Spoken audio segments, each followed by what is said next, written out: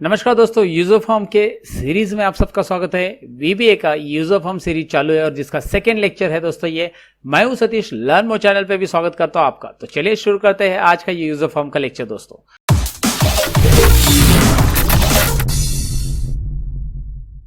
तो सबसे पहले यहां पे मैं अल्ट F11 कर रहा हूं, जो कि यहां पे आपको पता है वीबीए स्क्रीन आने वाली है और वीबीए स्क्रीन को मैं मैक्सिमाइज करता हूं। लास्ट वीडियो में यानी कि यूजर फॉर्म 1 के वीडियो में मैंने इंट्रोडक्शन बताया था, यूजर फॉर्म कैसे लेना रहता है, इंसर्ट कैसे करना रहता है दरअसल, और उसके अंदर की कुछ प्रॉपर्टीज बताई थी। तो आगे की कुछ और प्रॉपर्टीज हमें जानना यहाँ पे बहुत जरूरी है यूजर फॉर्म के अंदर डेटा टाइप करने के पहले।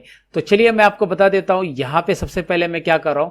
यहाँ पे मैंने ये विंडो की साइज कम कर दी, इसको प्रोजेक्ट एक्सप्लोरर बोलते हैं, और मैं यहाँ पे यूजर फॉर्म लेना चाहता हूँ। तो यूजर फॉर्म के पहले अगर मुझे प्रॉपर्टीज चाहिए तो प्रॉपर्टीज के लिए शॉर्टकट की F4 रहती है। जी हाँ, आपको वीडियो नंबर 1 में मैंने बताया था, जिसमें यूजर फॉर्म के प्रॉपर्टीज कैसे ऑन करनी उसके लिए F4 बटन है। लेकिन मैंने यूजर फॉर्म लिया ही नहीं अब तक, तो यूजर फॉर्म लेंगे कहाँ से? तो चलिए यहाँ पे देख लीजिए आप।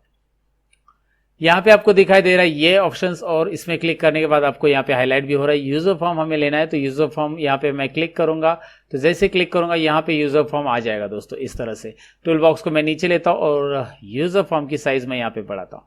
तो अब मैं प्रॉपर्टीज आगे बताने वाला हूँ कि यूजर फॉर्म की जो साइज में बढ़ा रहा हूँ, विड्थ और हाइट। सपोज मैंने ये यूजर फॉर्म की साइज ये रखी और दूसरा यूजर फॉर्म मैंने इंसर्ट किया। एक साथ आप एक ही एक्सेल सीट के अंदर जितने चाहिए उतने यूजर फॉर्म लेते हैं, लेकिन आप चाहते हैं कि दोनों यूजर फॉर्म की साइज सेम हो जाए, तो आप ड्रैग एंड ड्रॉप करके तो कर नहीं सकते आप। तो इसके लिए हम करेंगे क्या, तो यूजर फॉर्म 1 की साइज अगर आपको देखनी है तो यहाँ पे यूजर फॉर्म 1 की साइज देखने के लिए आप प्रॉपर्टीज टूलबार में चले जाएंगे और प्रॉपर्टीज में आप अल्फाबेटिक में यहाँ पे आप देख सकते हैं, नीचे स्क्रॉल करना है आपको। स्क्रॉल करने के बाद यहाँ पे नीचे विड्थ आता है और ऊपर हाइट आता है। तो आपको यहाँ पे नजर आ रहा होगा विड्थ और हाइट ऑप्शंस, या फिर कैटेगरीज में जाकर आप यहाँ पे भी देख सकते हैं। यहाँ पे मैं नीचे स्क्रॉल करता हूँ, कैटेगरीज में एक साथ पोजिशन के अंदर हाइट और विड्थ दोनों भी आ जाता है। तो यहाँ पे मैं आपको दिखाऊं कि यहाँ पे मैं अगर चेंज कर देता हूँ, सपोज यहाँ पे विड्थ में फिक्स कर देता हूँ 400 और हाइट में मैं 250 कर देता हूँ फिक्स 250। तो 400/250 करने के बाद ये यूजर फॉर्म इस तरह से आ रहा है, यूजर फॉर्म 1। और यूजर फॉर्म 2 के ऊपर डबल क्लिक कीजिए आप यहाँ से। यूजर फॉर्म आप देख सकते हैं कि शीट के अंदर मैंने बोला कि बहुत सारे यूजर फॉर्म आप इंसर्ट कर सकते हो। तो यूजर फॉर्म 2 में मैं इसकी साइज भी वही रखना चाहता हूं, तो यहाँ पे मैं स्क्रॉल करता हूं और यहाँ पे आपको हाइट और विड्थ दिखाई दे रही है। तो चलिए हाइट को मैं कर देता हूँ 250 और विड्थ को कितना करना है मैंने आपको बताया था, विड्थ को करना है यहाँ पे 400। तो चलिए ये यहाँ पे सेम कर दिया मैंने। तो यहाँ पे यूजर फॉर्म 1 और यूजर फॉर्म 2 की साइज सेम आ रही है। तो अगर आप चाहते हैं यूजर फॉर्म की साइज सेम रहे तो इसके लिए यहाँ पे विड्थ और हाइट आप एक साथ चेंज कर सकते हैं। तो यूजर फॉर्म 1 और 2 दिखाई दे रहा है यहाँ पे आपको क्लियरली। तो चलिए मैंने आपको बताया कि दो यूजर फॉर्म की साइज किस तरह से इक्वल करते हैं, ये तो हमने देख लिया। अभी टूल बॉक्स की मदद से यहाँ पे कुछ यूजर फॉर्म 1 के अंदर, मतलब मैंने यूजर फॉर्म 1 ऑलरेडी सिलेक्ट किया दोस्तों, तो यहाँ पे मैं लेबल ऐड करता हूँ। लेबल को किस तरह से अरेंज करना है या टेक्स्ट बॉक्स को कैसे अरेंज करना है ये यहाँ पे बता देता हूँ आपको। तो चलिए मैंने यहाँ पे लिया लेबल के लिए क्लिक और यहाँ पे क्लिक कर दिया, और यहाँ पे फॉर्म के लिए टाइटल में दे रहा हूँ। सो यहाँ पे मैं टाइटल इस तरह से देता हूँ, ABC कंपनी लॉगिन फॉर्म।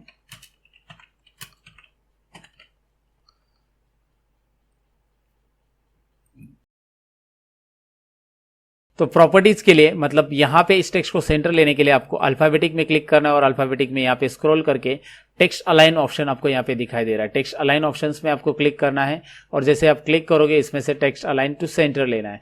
तो यहाँ पे आपको ये सेंटर आते हुए दिखाई दे रहा है। इससे रिलेटेड फॉन्ट वगैरह चेंज करना है तो आपको फॉन्ट ऑप्शंस में जाना होगा और फॉन्ट पे क्लिक करने के बाद आपको पता है यहाँ पे थॉमा फॉन्ट दिखाई दे रहा है, उस पर आप क्लिक करेंगे ये डॉटेड पॉइंट्स पे या डॉटेड बटन पे, तो आपको इस तरह से फॉन्ट मिल जाएगा। जो यहाँ पे फॉन्ट की साइज वगैरह आप चेंज कर सकते हैं, फॉन्ट भी बदल सकते हैं। तो मैंने यहाँ पे साइज बढ़ा दी है थोड़ी सी और इस तरह से रख दिया। और आप चाहते हैं कि यूजर फॉर्म 1 जो नाम आ रहा है इसकी जगह भी यहाँ पे लॉगिन फॉर्म नाम आ जाए, तो इसके लिए आपको यूजर फॉर्म पे ऐसा क्लिक करना है, ये लेबल डिसिलेक्ट हो जाएगा ऑटोमेटिकली। और यूजर फॉर्म पे क्लिक करने के बाद आप देख सकते हैं मैं यहाँ पे चेंज कर रहा हूँ यूजर फॉर्म का कैप्शन। तो यूजर फॉर्म का कैप्शन जो है ये अगर आप यहाँ पे चेंज करते हो, सपोज यहाँ पे मैंने लिख दिया लॉगिन फॉर्म, तो लॉगिन फॉर्म एंटर करेंगे, यहाँ पे देख सकते हैं आप यहाँ पे आ चुका है ये नाम।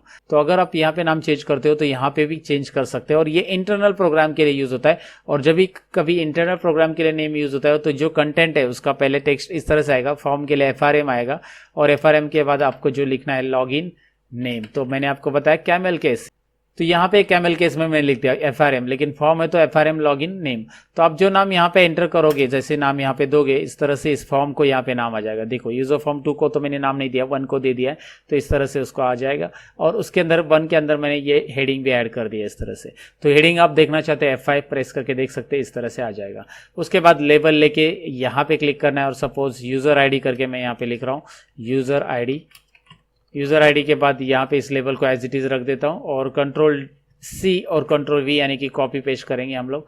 इस लेबल के नीचे दूसरा लेबल रहेगा पासवर्ड, और इन दोनों को एक साथ लेफ्ट साइड में अरेंज करने के लिए आपको सिलेक्ट करना है दोनों को एक साथ, राइट क्लिक करना है दोनों के ऊपर, और अलाइन में यहाँ पे आप ऑप्शंस देख सकते हैं लेफ्ट। तो इससे क्या होगा, ये लेफ्ट साइड में अरेंज हो जाएंगे। दिखाई दे रहा है आपको, इस तरह से अरेंज करना है आपको।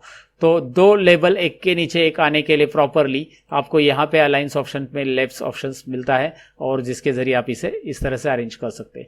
तो चलिए 2 लेबल तो हो गए, 2 टेक्स्ट बॉक्स भी लेना है मुझे यहाँ पे। तो टेक्स्ट बॉक्स यहाँ पे दिखाई दे रहा है आपको, और यहाँ से क्लिक करके आप इसके ऊपर क्लिक करेंगे जो कि टेक्स्ट बॉक्स यहाँ पे आ जाएगा।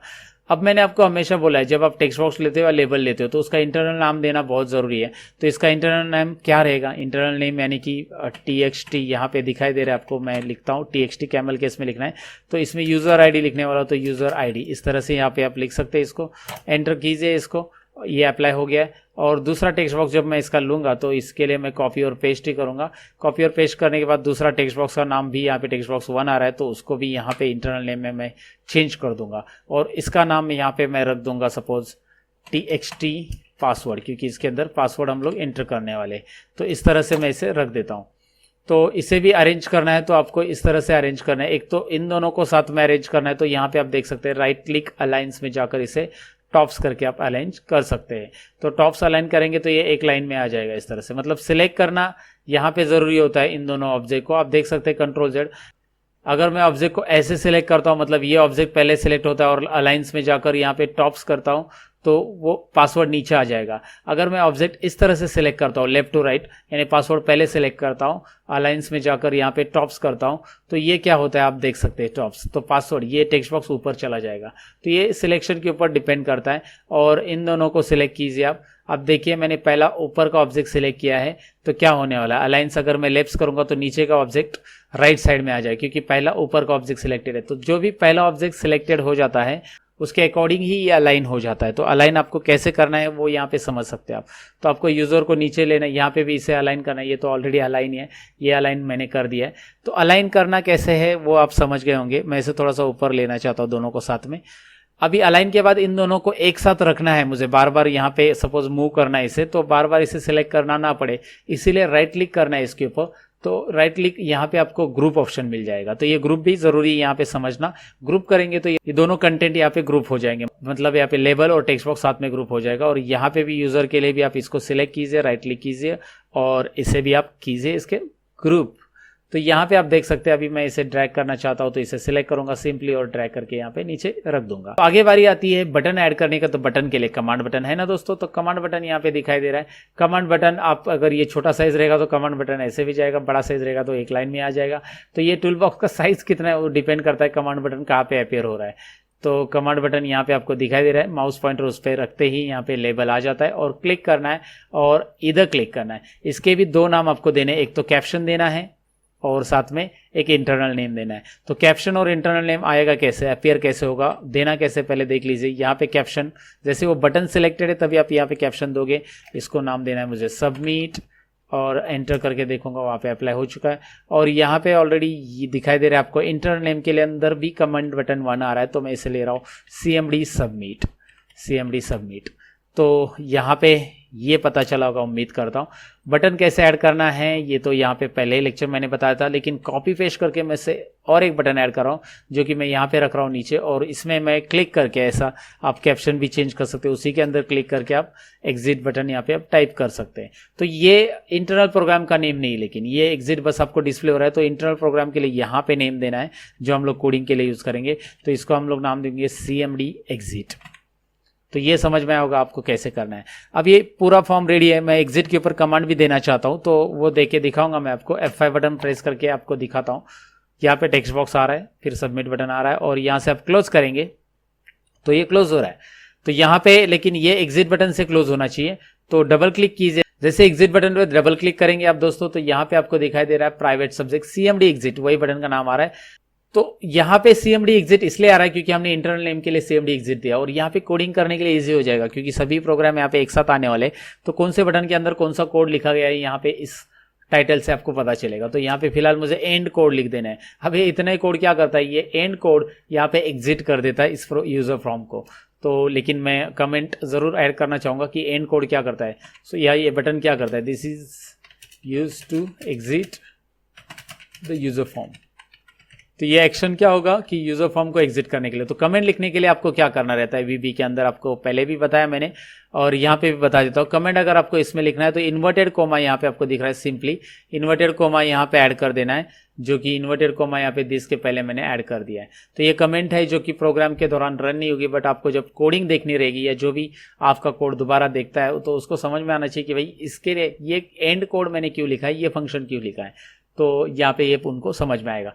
तो चलिए अब इस यूज़र फॉर्म को मैं डबल क्लिक करता हूँ, यहाँ पे फॉर्म लॉगिन पे डबल क्लिक करता हूँ और डबल क्लिक करने के बाद यहाँ पे F5 बटन आपको मैं प्रेस करके दिखाता हूँ। F5 प्रेस किया मैंने, रन हो गया फॉर्म और मैं एग्जिट बटन पे क्लिक करता हूँ, देखते हैं एक्टिवेट हुआ है कि नहीं। एग्जिट एक्टिवेट हो चुका है क्योंकि एग्जिट के ऊपर अब डबल क्लिक करके देख लो ये कोड हमने यहाँ पे लिखा है। तो यहाँ पे आपको ये समझ में आया होगा कि एग्जिट बटन या कोई भी बटन के अंदर कोड लिखना है तो उसके ऊपर डबल क्लिक करना है। सबमिट के ऊपर डबल क्लिक कीजिए, सबमिट के अंदर का कोड हम लोग लिखेंगे जल्दी, लेकिन सबमिट का कोड अभी नहीं, उसके लिए टाइम है दोस्तों, क्योंकि मैं आपको सब कोड तो पढ़ाने वाला हूँ, लेकिन पहले यूजर फॉर्म का इंट्रोडक्शन आपको दे दूँ ताकि यूजर फॉर्म आप फैमिलियर हो जाए काम करते समय VB के अंदर। बस मैं यही चाहता हूँ। मैं डायरेक्टली कोडिंग पढ़ाऊंगा तो फिर आप इसकी बहुत सारी चीज़ें नहीं जानते होंगे तो फिर प्रॉब्लम होगा आपको प्रैक्टिस करने में। यही बात है दोस्तों। तो यूजर फॉर्म का ये लेक्चर नंबर 2 था, जिसके अंदर मैंने कुछ चीज़ें और क्लियर कर दी कि यूजर फॉर्म की प्रॉपर्टीज़ कैसी होती है। साथ में मैं बताना चाहूँगा कि कुछ प्रॉपर्टीज़ ऐसी जो आप खुद करके देखेंगे तो चलेगा। जैसे यहाँ पे बैकग्राउंड पे क्लिक करते हैं तो यूजर फॉर्म का बैक कलर, बॉर्डर कलर वगैरह आप यहाँ से चेंज कर सकते हैं। तो ऐसी बहुत सारी चीज़ें और कुछ चीज़ें ऐसी जो आपको यहाँ पे समझ में नहीं आएगी, लेकिन मैं आपको आगे के आने वाले वीडियोस में ज़रूर बताऊंगा उसका यूज़ क्या होता है दोस्तों। तो चलिए, उम्मीद करता हूँ आज का लेक्चर अच्छा लगा होगा। अगर अच्छा लगा तो लाइक बटन पर आप जरूर क्लिक करेंगे। मैं मिलूंगा कुछ और इंटरेस्टिंग वीडियो के अंदर दोस्तों, लेकिन आप नए हो मेरे चैनल पे तो सब्सक्राइब जरूर करना, क्योंकि मैं पढ़ाता हूँ Excel, MS Excel, VB Excel के काफ़ी इंटरेस्टिंग फैक्ट्स। और इतना ही नहीं, माइक्रोसॉफ्ट वर्ड की सीरीज़ है, पावर पॉइंट की सीरीज़ है, ऑटोकैड और हार्डवेयर की भी लेक्चर्स बहुत सारे हैं। तो चलिए जल्दी से जाइए, चेक कीजिए मेरे चैनल पर। मिलते हैं अगले वीडियो के अंदर, तब तक के लिए एक ही कहूँगा दोस्तों, सीखते रहो, सिखाते रहो। Bye bye.